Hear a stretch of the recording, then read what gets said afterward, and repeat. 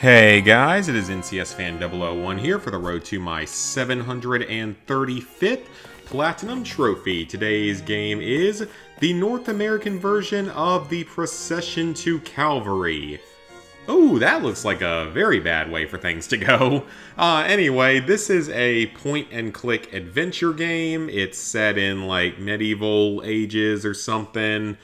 This game was actually pretty fun, definitely more enjoyable than I was expecting. And the Platinum Trophy is pretty easy as long as you follow a guide. And it probably wouldn't be overly difficult without a guide.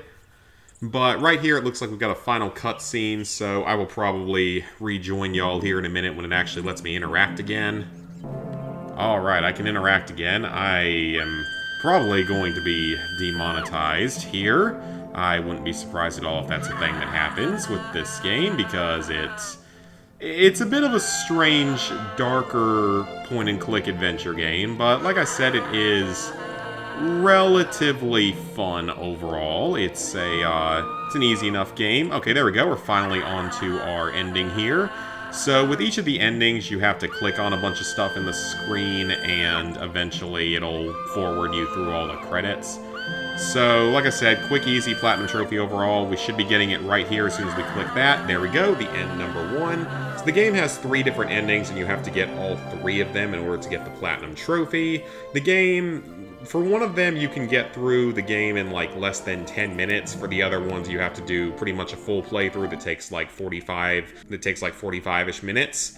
Anyway, let's go ahead and check out the trophy list. So this is one of those games where it has really, like, long descriptions on its trophies to where they would probably be a little bit harder to figure out if you weren't, really looking at it or didn't have a guide with you. So it took me just over an hour to get the platinum, but you could definitely get it a little bit faster. So for this one, I think this is a trophy from pretty early on in the game. Then this is pretty much a story-related trophy as long as you're going for either ending number 2 or 3. That's story-related. This one is also story-related if you're going for ending 2 or 3. Or actually, I don't know if it's fully story-related, but basically you have to grab an apple as well as a wheel to fix this person's cart.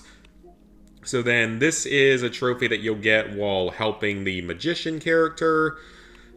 This is a trophy that you'll get for petting a little baby lion-looking thing at the Basilica. Then this one is just the talent show, so this one you have to... I think this one's pretty much story-related if you're going for one of those main endings.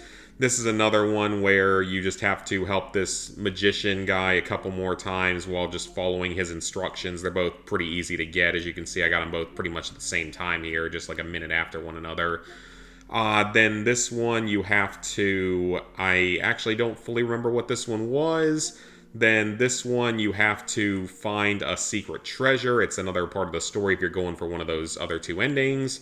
Then this is one that I think was part of the story while going for those 2 endings. It has to do with putting a completely picked clean skull onto a satanic altar. The things this game is making me say is kind of strange. Anyway, this is another one that is... Actually, I don't know if this one's... I think this one might be story-related because you need part of it to combine with the treasure hunter item. Then this one you have to... There's a skunk that you'll come across. You just have to give it bugs that you can get from a barrel. Then you have your different endings, which you have endings 2 and 3 come from playing through the game the way you're supposed to, not killing anyone. And at the end of the game, you either kill the final character and take his head back to your leader, or for the other ending, you agree to work with him and he makes you rich. So, pretty simple. And then the ending number 1 is the one you get for being a murderer and killing basically everyone in the game, or everyone that you can come across in the game. This one is for killing one person. This one is, I think, an item that you pick up during the other 2 endings. This one is an optional thing that you can do. You can spank a bishop early on in the game. This one you can slap a couple of people 7 times at the Basilica. And then this one seems to be for killing a certain number of people throughout the playthrough. So I guess it's not necessarily guaranteed to unlock with ending number 1. Because I think it's just from killing a certain number of people. And for ending number 1, you don't have to kill that many people. I think you can just, like, rush straight to the boat and go across the water. So yeah, it was a very quick and easy Platinum Trophy. Definitely one that's more worth playing if you like sort of a darker themed point-and-click adventure. So with that, level 835, 24%, 26,362 total trophies, 735 platinums, 4,812 golds, 7,011 silvers, 13,804 bronzes. Thank you guys for watching. If you enjoyed the video, I hope you'll leave it a like and a comment, and go ahead and subscribe if you have not done so already, and I will see you guys back here real soon for another trophy video.